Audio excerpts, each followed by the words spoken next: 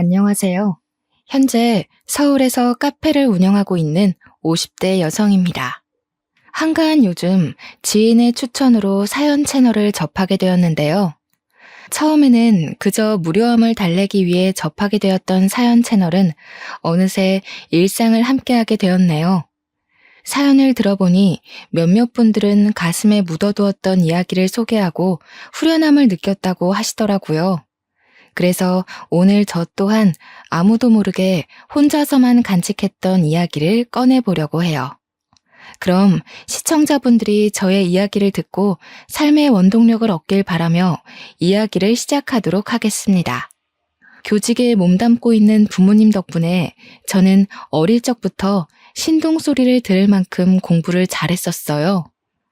부모님의 도움으로 이런 저의 성적은 꾸준히 유지가 되어 서울 상위권 대학교에 무사히 입학할 수 있었죠. 다른 친구들은 대학교에 입학한 후 다른 학교 학생들과 만나 놀러 다니기 바빴는데요. 성격 자체가 시끄러운 것을 싫어하는 저는 새로운 사람을 만나 몰려다니는 것이 귀찮게 느껴지더군요. 그래서 의도치 않게 공부에만 매진하게 된 것이고요. 다른 동기들이 놀러 다닐 동안 공부를 해서인지 성적은 항상 상위권을 차지했고 어느새 교수님들의 기대를 한몸에 받는 학생이 되어 있었죠. 교수님들께서는 하나같이 대학원에 가 교수의 길을 걸어보는 것이 어떻겠냐며 권유를 해주셨습니다. 성실함과 뛰어난 두뇌가 아깝다면서요. 공부하는 것을 좋아했기에 교수님의 말씀처럼 대학원에 진학해 더 공부를 하고 싶었는데요. 세상 모든 일이 자기 뜻대로 되지 않듯 저 또한 대학원에 진학하지 못하게 되었네요. 대학교를 졸업하자마자 가부장적이던 아버지의 뜻에 따라 맞선을 보고 결혼을 하게 되었거든요. 맞선을 보라는 말을 들었을 때만 해도 아버지를 설득해보려 노력을 했습니다. 왜 그런 말이 있잖아요. 아무리 깐깐하고 엄한 부모라고 해도 결국 자식을 이기는 부모는 없다는. 아버지 또한 그럴 거라고 생각했어요. 아무리 아버지가 가부장적이셨어도 딸이 간절히 설득을 한다면 대학원 정도는 보내주실 거라 여겼거든요. 하지만 아버지는 외동딸의 투정으로 자신의 뜻을 꺾을 만큼 호락호락하지 않은 분이셨어요. 대학원 얘기가 나오면 역정을 내시는 아버지로 인해 결국 맞선을 나가게 되었고요. 다른 사람들이 보기에 멀쩡히 대학교까지 보낸 딸을 빨리 시집 보내려는 아버지가 이상하다고 생각할 수도 있는데요. 여기에는 그만한 사정이 있었습니다. 사실 저는 어렸을 때부터 몸이 약해 툭하면 쓰러지기 일쑤였는데요. 아버지께서는 이런 약한 몸을 걱정하셔서 외동딸인 저에게 하루라도 빨리 짝을 지어주려고 한 것이었죠. 그렇게 남편과 처음 맞선을 보게 된 것이죠. 아버지의 강요로 인해 어쩔 수 없이 나온 맞선 자리였지만 남편은 수더분하고 참 괜찮은 사람이었어요. 남편과 만나는 횟수가 많아질수록 그 생각에는 변함이 없었고 결국 맞선을 본 지 한 달 만에 남편과 결혼을 하게 되었답니다. 다른 사람과 맞선을 본다고 해서 남편보다 더 나은 사람이 나타날 것 같지는 않았으니까요. 결혼 후에는 남편이 일하고 있는 회사 근처로 이사를 가 그곳에서 신혼생활을 시작하게 되었답니다. 물론 서로 처음부터 사랑 때문에 시작한 결혼이 아니었기에 서로에게 딱 맞는 배필이라는 생각은 들지 않았지만 저희 부부는 서로에게 양보하고 배려하려고 했기에 큰 문제없는 신혼생활을 보낼 수 있었네요. 남편에게 고맙기도 했어요. 남편이 대기업에 다니는 덕분에 안정적으로 전업주부 생활을 할 수 있었으니까요. 그리고 신혼생활을 보낸 지 1년 만에 저희 부부 사이에서는 사랑스러운 딸아이가 태어나게 되었죠. 주변 지인들은 아이를 키울 바에는 차라리 매일 야근을 하겠다고 선언을 할 정도로 아이를 키우는 것이 힘들다며 푸념을 했는데요. 타고나길 순하고 착하게 태어난 딸 덕분에 저희 부부는 육아가 힘들기는커녕 오히려 즐거웠는걸요. 하루하루 커가는 딸아이의 모습을 옆에서 지켜보는 것은 그 무엇과도 바꿀 수 없는 큰 기쁨이었고요. 딸아이를 볼 때면 행운을 가져다 준 복덩이라는 생각이 들 정도로 딸아이가 태어난 후 저희 부부에게는 좋은 일만 일어났답니다. 청약에 당첨돼 더 좋은 곳으로 이사를 갈 수 있었던 것은 물론 과장에 머물러 있던 남편은 차장으로 승진까지 했거든요. 무탈하게 지내던 저희 가족은 딸아이가 고등학교에 올라가게 된 후 이사를 가게 되었어요. 청약이 당첨된 아파트는 남편이 다니는 회사와 멀다는 이유로 다른 사람에게 세를 주고 있었지만 고등학생이 된 딸에게 더 나은 교육 환경을 제공해주고 싶었기에 이사를 가게 되었죠. 딸아이에게 공부하기 좋은 환경을 만들어주기 위해 이사를 가긴 했지만 친구가 없어 힘들어하는 딸아이의 모습을 보니 후회가 되더라고요. 괜한 욕심으로 인해 딸아이에게 상처를 준 건 아닌가 하는 생각이 들기도 했습니다. 하지만 그것도 잠시 본성이 밝고 씩씩한 딸은 새로운 환경에 금방 적응을 해 학교 생활도 잘하며 곧잘 좋은 성적을 받아오더군요. 그리고 3개월 후 딸아이는 처음으로 집에 친구를 데려왔네요. 딸아이가 말하길 집으로 데리고 온 친구가 자신의 학교 생활을 잘할 수 있도록 도와준 은인이라고 하더군요. 그 말을 들으니 딸아이의 친구에게 더없이 고마웠어요. 그 후로도 딸아이의 친구는 종종 저희 집으로 놀러 오게 되었죠. 딸아이와 둘도 없는 사이가 된 아이에게 항상 고맙다는 생각을 했는데요. 은인과도 같았던 딸아이의 친구는 얼마 안 가 원수보다 못한 사이가 되는 사건이 발생하고 말았습니다. 시어머니의 칠순잔치로 인해 100만 원가량의 현금을 뽑아 집으로 돌아왔을 때였죠. 집에는 여느 때와 같이 학교 숙제를 하고 있는 딸아이와 딸아이의 친구가 있더군요. 아이들에게 저녁을 차려주고 있었지만 마침 아파트 반상회가 있어 간단한 간식거리만 챙겨준 뒤 집을 비우게 되었어요. 미안한 마음에 반생회 모임에서 일찍 일어나 집으로 돌아오게 되었고요. 그런데 집으로 오니 이미 딸아이의 친구는 집으로 돌아간 후였죠.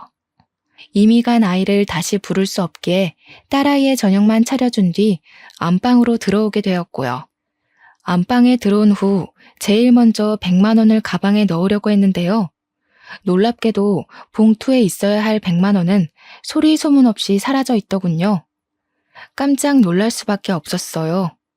반상회 모임에 나갈 때만 해도 멀쩡하게 있던 100만 원이 갑자기 사라지다뇨. 말이 안 되잖아요. 그래서 제일 먼저 딸아이의 방을 찾아갔어요. 너 엄마 서랍에 있던 100만 원 건드렸니? 그 큰돈을 내가 뭐하러 엄마 몰래 건드려. 금방 들통날 텐데. 엄마 아까 반상회 나갔잖아. 반상회 모임 갔다가 흘리고 온 거 아니야? 나는 진짜 아니니까 다시 잘 찾아봐. 역시나 딸아이는 자신이 한 짓이 절대 아니라며 손사래를 쳤어요. 딸아이가 지갑에 손을 댄 적이 있다면 의심을 할 테지만 한 번도 허락 없이 저희 부부의 지갑에 손을 댄 적이 없기에 차마 딸아이를 의심할 수 없었네요. 고심하던 순간 딸아이의 친구가 급히 집으로 돌아간 것이 떠올랐습니다. 그래서 딸아이에게 그 아이가 사는 곳의 주소를 받아 찾아가게 된 것이죠.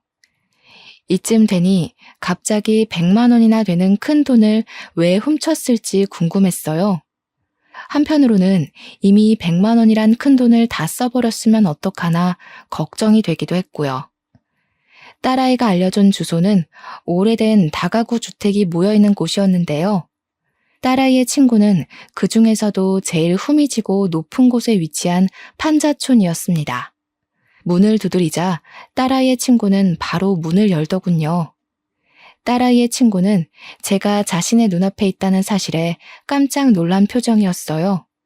요리조리 누나를 굴리는 아이의 모습을 보자 확실히 100만 원을 훔쳐간 것이 맞구나 확신이 들었습니다. 안방에 있던 100만 원 네가 가지고 갔니? 네.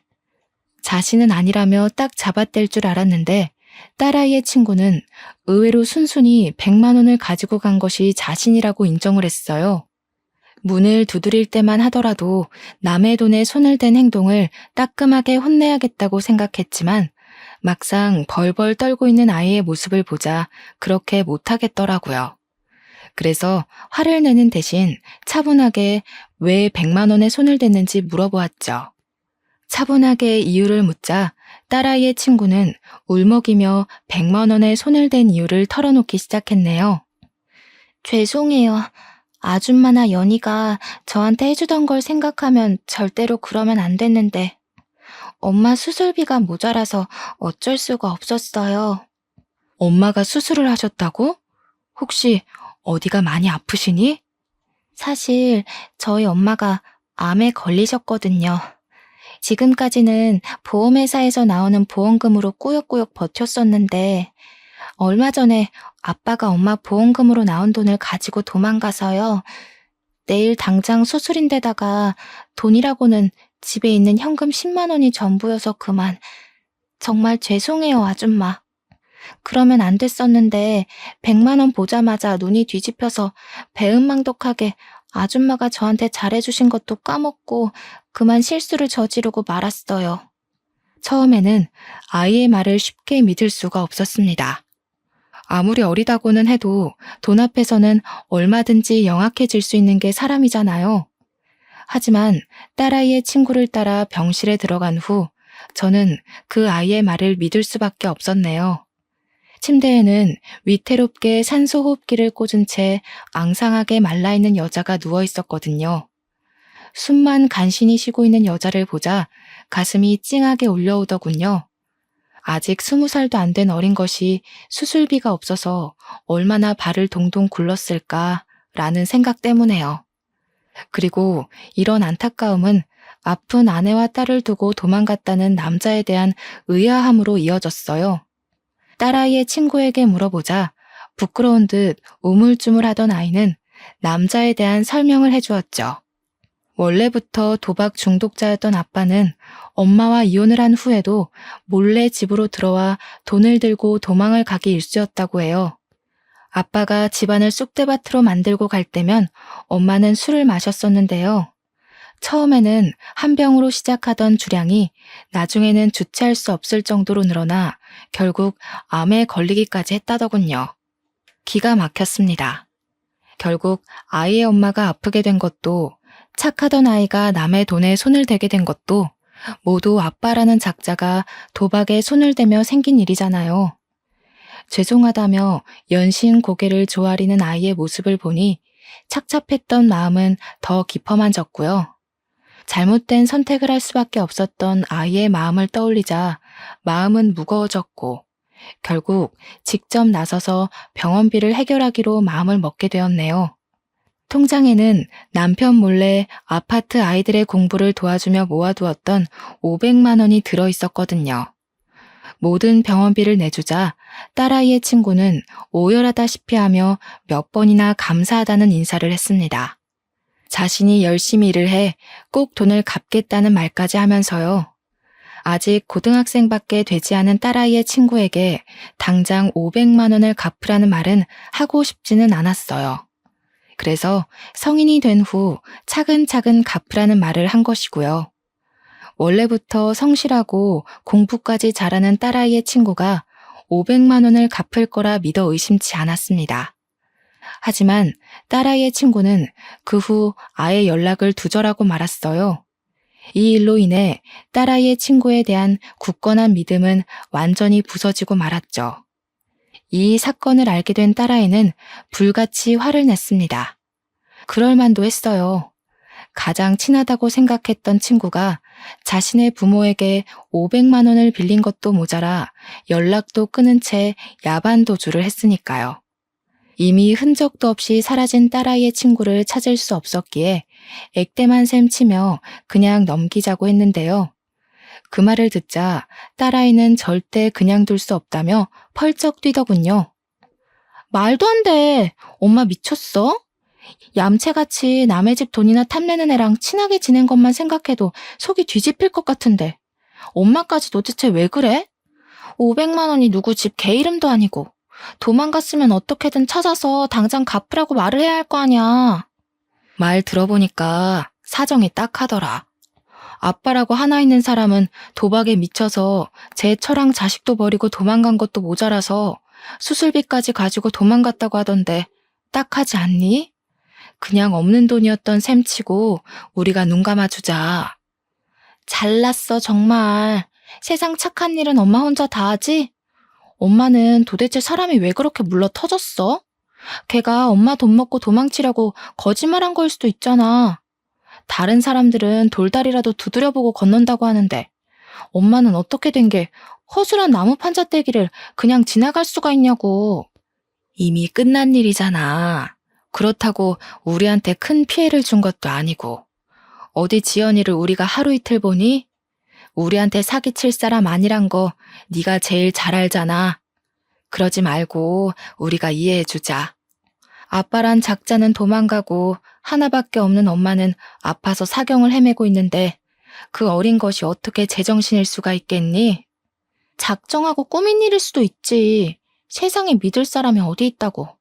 제정신이 아닌 게 아니라 똥으로 받은 500만 원을 갚기 싫었던 거겠지. 엄마가 뭐라고 하던 나는 지연이 찾아내서 500만 원도 돌려받고 사과도 받을 거야. 엄마는 죽었다 깨어나도 지연이 못 잡겠다고 하는데 나라도 나서야 그 돈 받지. 딱한 사정을 눈감아 주려고 했지만 제 아빠를 닮아 불같은 성정을 가진 딸아이는 절대 용서할 수 없다며 씩씩거리기까지 하더군요. 몇 번이나 말려보았지만 한 번 눈이 돌아간 딸아이에게 알량한 말 따위는 전혀 효과가 없었네요. 그 후 딸아이는 주변 지인들에게 수소문하여 저에게서 500만 원을 빌려간 친구를 찾으려 했지만 아이의 노력과는 달리 3개월이 지나도 그 아이를 찾기는커녕 흔적도 찾기가 어려웠는걸요.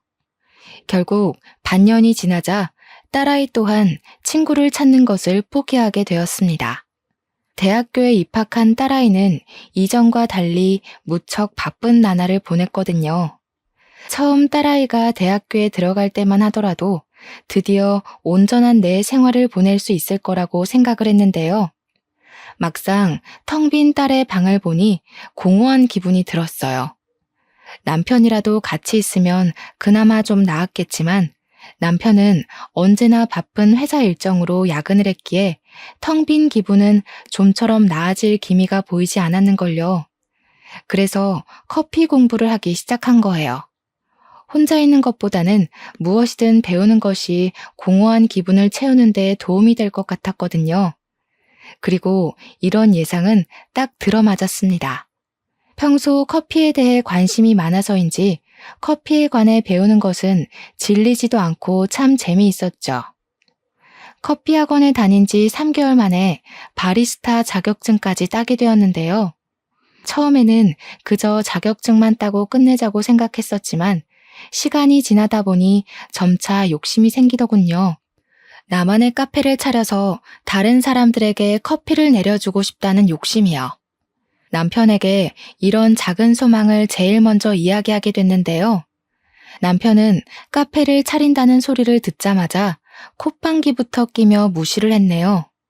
당신이 카페를 차린다고?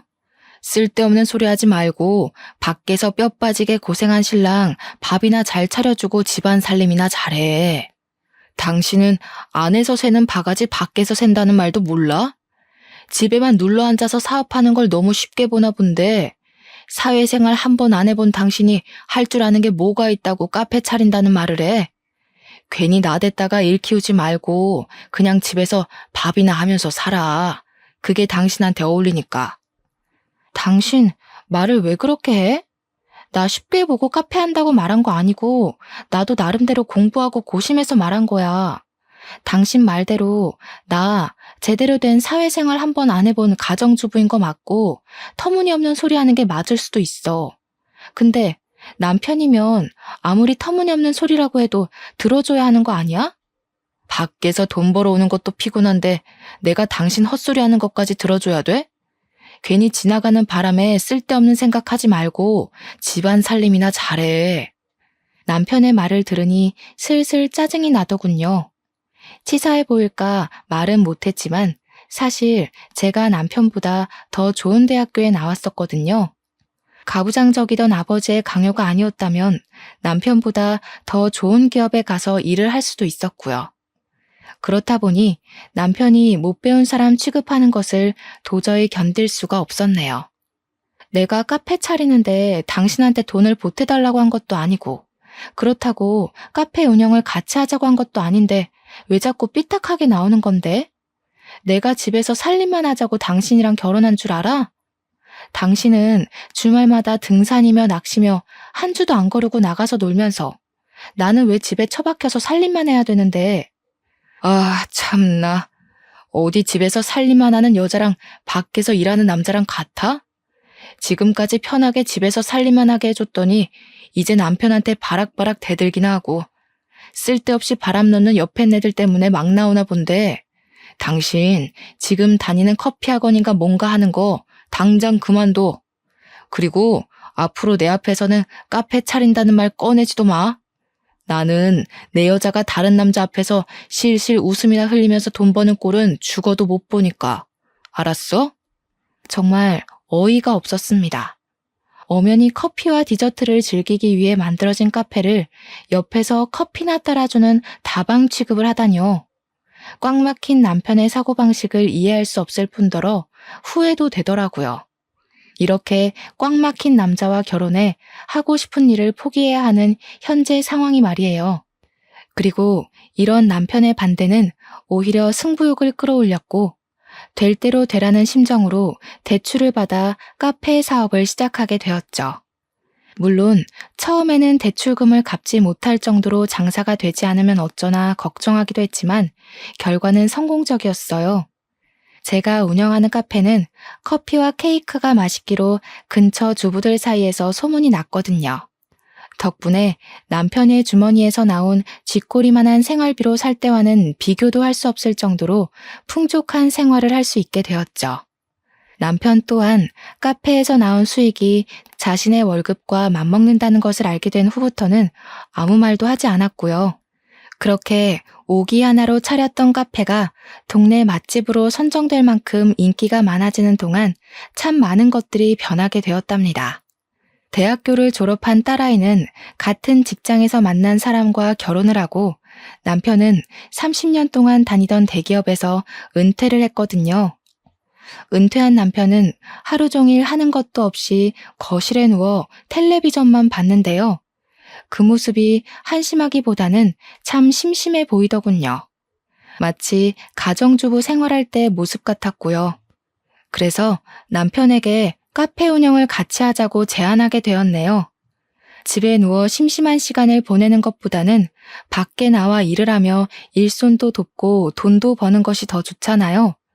하지만 남편은 단칼에 저의 제안을 거절했어요. 한평생을 대기업에서 일하던 자신이 어떻게 카페 일을 하냐면서요. 그러고는 갑자기 낚시용품 사업을 시작한다며 난리를 피우기 시작했습니다. 걱정되는 마음에 말리려고 해봤지만 남편은 버럭 성을 내었죠. 어디 여자가 남자 하는 일에 끼어들어? 그러는 당신은 내 말 잘 들어서 지금까지 실실 웃음이나 흘리면서 카페 사업하고 있고? 두고 봐. 카페랑은 비교도 안 될 만큼 성공해서 별 가짜는 카페 하나 때문에 빳빳하게 치솟은 당신 코를 납작하게 만들어줄 테니까. 지금 경쟁하자고 당신한테 그런 얘기하는 게 아니잖아. 카페야 나이에 상관없이 다들 많이 온다고 하지만 낚시는 다르잖아. 바닷가에서 자리 잡고 시작해도 운영될까 말까 한 게 낚시용품 사업인데 바다는커녕 제대로 된 강가도 없는 여기서 누가 낚시용품을 사겠냐고. 이렇게 생각하는 게 짧으니 사회에 나와서도 남자들한테 밀리지. 인터넷으로 팔면 되지 뭐하러 바닷가까지 가서 물건을 파냐고. 당신 나한테 훈계할 시간에 가서 공부나 더 하고 와. 되지도 않는 머리 굴리면서 하늘 같은 서방 기껏 끌 생각이나 하지 말고. 걱정이 돼서 한 말이었지만 남편은 제가 자기를 무시한다고 생각하는 모양이었어요. 오해를 하는 남편에게 다시 이야기를 하려 했지만 남편은 그때마다 직장 생활을 하지 않은 것을 걸고 넘어지며 헐뜯기 바빴는걸요. 딸까지 합세하여 남편을 말려보았지만 사업을 하겠다는 남편의 고집을 꺾기에는 역부족이었고 남편은 결국 사업을 하고 말았네요. 착잡한 마음 때문에 잠도 설치는 저희 모녀와 다르게 남편은 그저 신나 보였어요. 그럴 만도 했습니다. 한평생 회사원으로 살았던 남편은 한 번이라도 사업을 해 사장님 소리를 들어보고 싶다는 말을 입에 달고 살았거든요. 남편은 사무실에서 새우잠을 자며 열심히 일을 했는데요. 열정 넘치고 간절하던 모습은 정확히 6개월 후 귀신같이 사라지고 말았죠.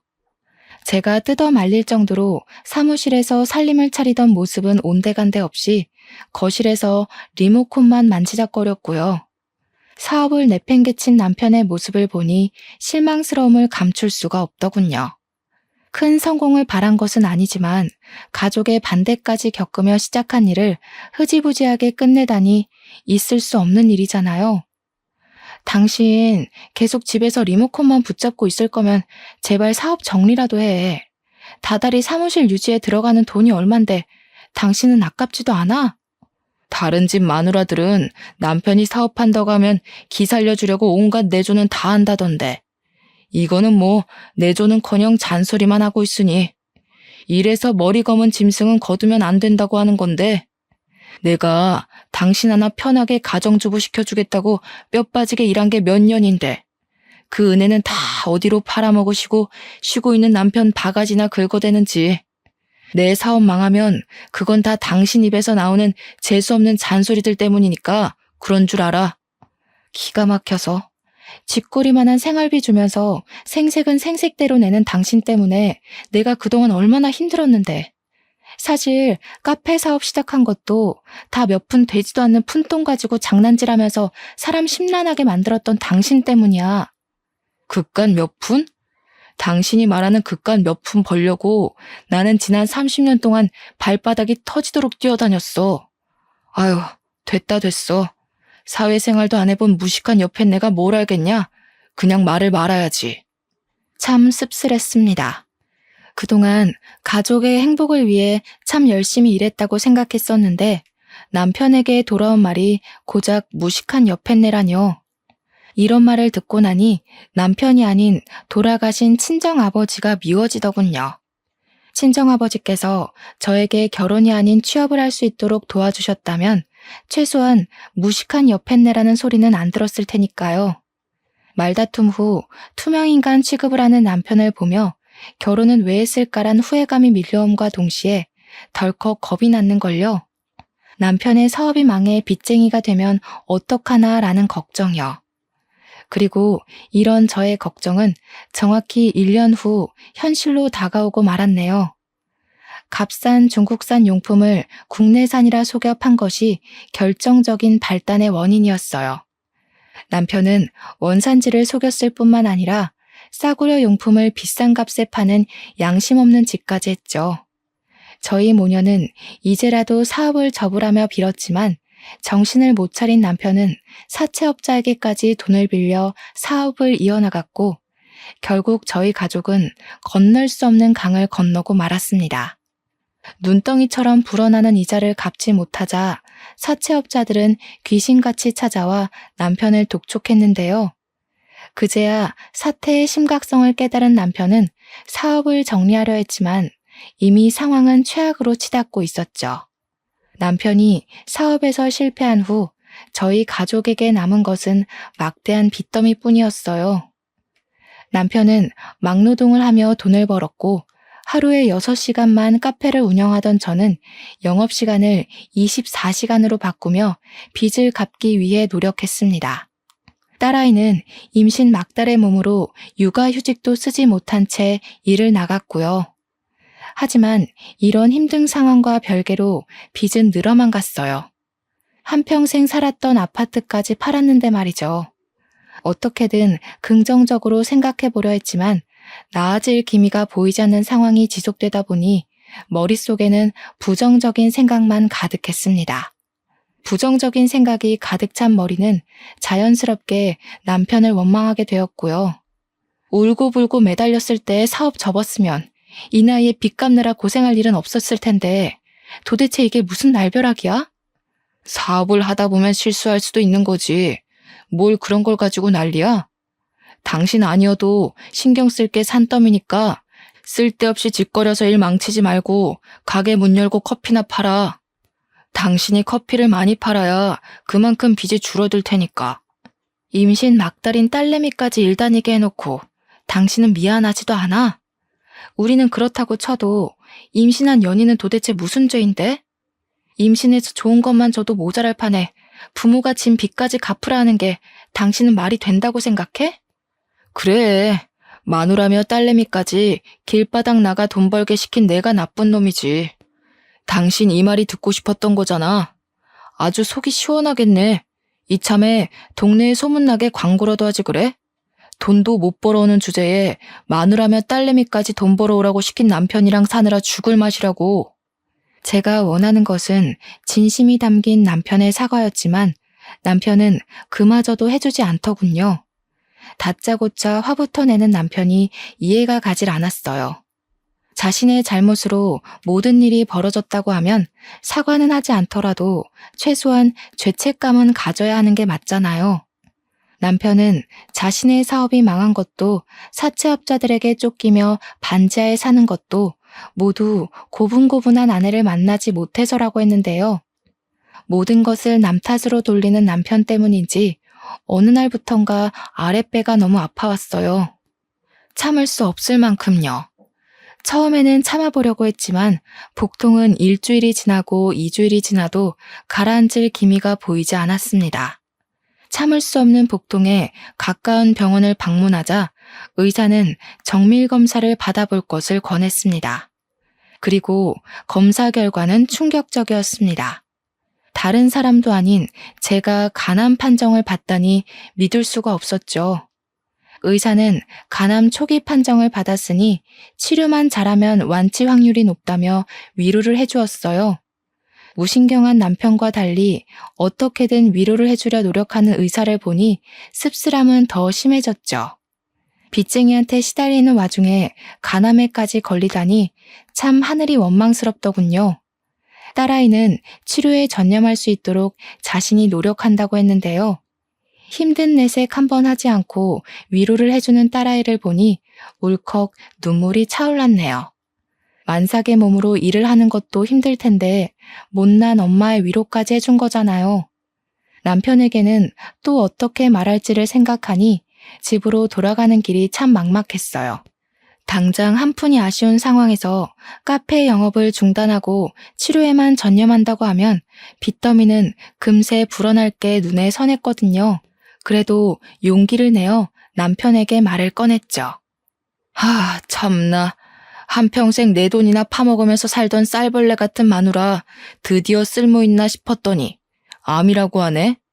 그래도 암 초기면 금방 죽을 건 아니잖아. 요즘 기술이 좋아져서 암 초기면 금방 털고 일어난다고 하던데. 당신 괜히 입원해서 쓸데없는데 돈 날릴 생각하지 말고 통원 치료하면서 카페 일 계속해. 아빠, 그게 무슨 말이야. 엄마가 누구 때문에 암에 걸렸는데 다 아빠가 사업한다고 엄마 속 썩여서 생긴 일 아니야. 애초에 아빠가 이상한 사업한다고 뻘짓만 안 했어도 말년에 엄마가 이렇게 고생할 일은 없었다고. 이 계집애가 누굴 닮아서 이렇게 건방지게 굴어? 딸이라고 하나 있는 건 평생 밥 먹게 해준 애비한테 대들지를 않나. 마누라는 말년에 아파 죽는다고 곤란 소리를 하지 않나. 집에 암탉이 시끄럽게 굴면 재수가 없다던데 사업 한번 엎어진 걸 가지고 집안의 가장을 원수보다도 더 못하게 여기고 날년이며 마누라며 쌍으로 집안의 가장을 무시하는데 어디 전국 팔도에 나보다 더 복없는 놈 있으면 나와보라고 해. 진짜 기가 막혀서. 아빠가 그동안 가족한테 희생한 게 뭐가 있는데? 엄마한테 꼴랑 50만 원 쥐어주고 자기는 전국 팔도 사내짐이 다 먹으러 다녔으면서 아빠는 뭐가 그렇게 떳떳하고 당당해? 꼴랑 50만 원? 대학교 졸업할 때까지 지 손으로 돈도 제대로 벌어본 적 없는 게 어디 함부로 짓거려? 아빠, 뭘 단단히 착각하고 있는데 나 대학교 들어가고 나서 엄마한테 피해주기 싫어서 손에 닥치는 대로 일하면서 내 손으로 번 돈으로 용돈하고 학비 내면서 다녔어. 근데 뭐? 돈을 제대로 벌어본 적이 없다고? 이 개집애가 어딜 자꾸 애비 말하는데 토를 달아? 됐고, 당신 돈 벌 거 아니면 보험금으로 나온 돈 반 나누고 당장 이혼 서류에 도장 찍어. 난 병든 마누라 똥수발 들 생각 죽어도 없으니까. 병간호를 바란 것은 아니지만 남편의 입에서 이혼하자는 소리가 나올 줄은 몰랐네요. 아무리 사랑 없이 시작한 결혼이라지만 그래도 한 입을 덮고 지낸 시간이 20년인데 자기한테 이득이 없다는 이유로 사람을 일회용품처럼 버릴 줄은 몰랐는걸요. 남편의 반응을 본 딸 또한 남편과 당장 이혼부터 하라며 길길이 날뛰었고요. 딸아이는 계속해서 이혼할 것을 밀어붙였지만 저는 계속해서 이혼하는 것을 미뤄왔습니다. 미련하다고 생각하실 수도 있지만 시간이 지나면 남편이 정신을 차리고 이혼하자고 말한 것을 후회할 줄 알았거든요. 하지만 남편이 자신의 잘못을 깨달은 날은 오지 않았어요. 오히려 치료를 위해 입원한 병실까지 찾아와 이혼을 하라며 난동을 부렸죠. 계속해서 이혼을 강요하는 남편의 추태에 못 이겨 결국 이혼을 하게 되었습니다. 도저히 남편의 행패를 받아줄 재간이 없었으니까요. 이혼을 한 후에는 카페 영업도 중단한 채 오직 투병에만 집중하게 되었는데요. 그쯤 남편은 파산 신청을 했기에 오히려 마음이 더 홀가분하더군요. 더 이상 갚아야 하는 돈을 신경 쓸 일은 없는 거니까요. 그래서 되도록 긍정적인 마음을 먹기 위해 노력하며 투병 생활에도 그 누구보다 적극적으로 임하게 되었네요. 하지만 빨리 낫고 싶다는 간절한 마음과는 다르게 몸은 하루가 다르게 나빠졌어요. 치료를 할수록 악화되는 몸 상태에 결국 카페를 처분하기까지 이르렀고요. 10년 넘게 운영하던 카페를 처분하는 것이 쉬운 일은 아니었지만 몸이 따라주지 않았기에 어쩔 수가 없었죠. 그리고 카페를 내놓은 지 일주일도 안 돼 부동산에서 연락이 오더군요. 카페를 인수하겠다는 사람이 나타났다면서요. 카페를 인수하겠다는 사람이 나타난 것은 기쁜 일이었지만 한편으로는 착잡하기도 하더라고요. 어찌되었던 10년 동안 정들었던 카페를 내놓아야 하는 일이었으니까요. 무작정 기쁘지도 무작정 슬프지도 않은 마음에 카페를 가게 되었는데요. 카페 앞에 도착하자 까무러칠 만큼 놀라고 말았네요. 카페 인수를 하겠다고 나타난 사람은 다른 누구도 아닌 딸아이의 친구였거든요. 같이 온 딸아이 또한 저와 마찬가지로 많이 놀란 듯 보였어요.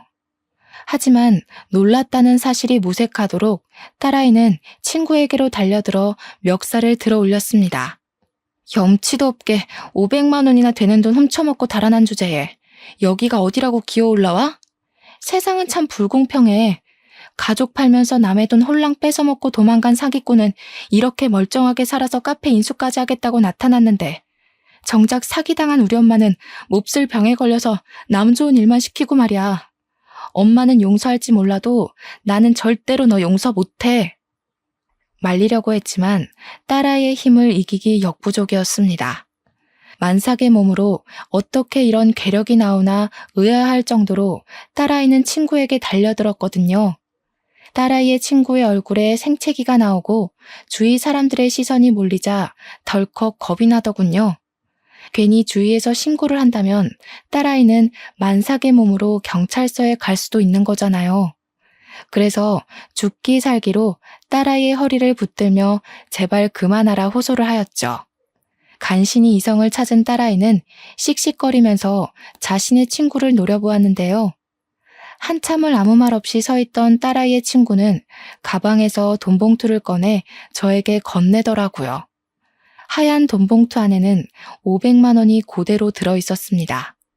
딸아이는 봉투에 든 돈의 액수를 세어본 후 콧방귀를 뀌었고요. 쥐꼬리만한 양심은 남아있었나 보지? 10년이 지난 지금에서야 500만 원을 갚은 걸 보면. 너한테도 아줌마한테도 너무 미안해서 내가 할 말이 없어. 이렇게 늦을 거라고 생각하지는 못했는데 너무 미안해. 그래도 이거 하나만은 알아줘.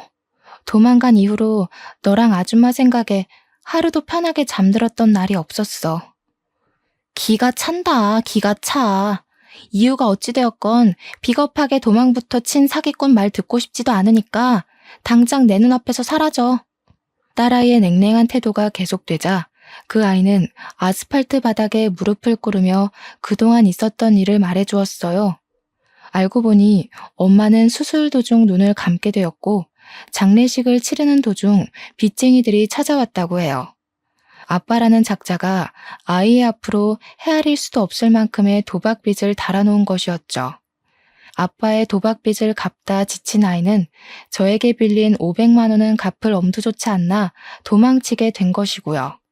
몇 년간 도박빚 때문에 빚쟁이들을 피해 다니며 살던 아이는 우연한 계기로 쇼핑몰 사업을 시작했다고 했고 사업은 대박이 났다고 해요.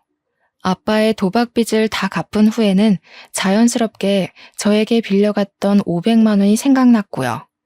그래서 수소문에 저희 모녀를 찾아온 것이죠. 절절한 사연에 가슴이 아파왔는데요. 딸아이는 냉소적인 반응을 보였어요. 딸아이의 친구는 어떻게든 자신이 돕겠다고 했지만 딸아이는 그런 친구의 손을 뿌리쳤고요. 소동이 있은 후 저는 다시 투병 생활을 시작했는데요. 의사는 조심스럽게 간 이식을 권하더군요. 항암 치료를 하면 할수록 몸 상태는 점점 나빠졌기에 간 이식이 최후의 방법이라면서요. 절망적이었습니다. 이혼한 남편은 절대로 간 이식을 해줄 리가 없었고 임신 막달인 딸에게는 죽어도 간 이식을 받고 싶지 않았거든요. 그런데 세상에 죽으라는 법은 없는지 얼마 후 의사는 기증자가 나타났다며 수술 준비를 하라고 말을 했어요. 간 이식을 받을 수 있다는 소식에 어찌나 기쁘던지 기증자에게 감사한 마음이 드는 동시에 안도감이 들어 눈물이 쏟아지더라고요. 그렇게 기증자의 도움으로 수술을 받은 후 일주일이 지났는데요. 문득 딸아이의 친구가 인수해간 카페를 잘 운영하고 있을지 궁금해지더군요. 그래서 연락을 하게 되었고요. 그런데 놀랍게도 딸아이의 친구는 저와 같은 병원에 입원해 있다고 했어요. 같은 병원이란 말을 듣고 당장 몸을 일으켜 가게 되었습니다. 큰 마음 먹고 카페까지 넘겨주었는데 몸이 아파 카페 운영을 못하게 되면 큰일이잖아요. 딸아이의 친구가 있는 병실 앞에 서 있을 때였는데요. 때마침 수술을 해주신 의사가 제 앞을 지나가며 딸아이의 친구가 누워있는 병실을 가리켰습니다. 아는 사이냐면서요. 엄청 돈독한 사이셨나 보네요. 가족도 꺼려하는 간 이식을 선뜻 하겠다고 나선 걸 보면. 네? 그게 무슨 말씀이세요? 간 이식을 하다니요. 의사의 입에서 나온 말은 믿을 수가 없었습니다. 간 이식을 해준 사람이 다른 사람도 아닌 딸아이의 친구였으니까요. 침대에 앉아있는 딸아이의 친구를 보자 다리에 힘부터 풀리더군요. 고마움과 함께 미안함이 밀려왔거든요. 왜 기증자인 것을 밝히지 않았냐고 묻자 딸아이 친구는 씁쓸한 미소만 지을 뿐이었습니다. 그깟 간 이식 좀 했다고 제가 아줌마 돈을 가지고 도망간 사실이 변하는 건 아니잖아요. 그냥 지난날 베풀어 주신 호의를 돌려받는다고 생각해 주세요. 세상에, 그깟 500만 원이 뭐길래. 너무 고맙고 미안해서 내가 할 말이 없구나.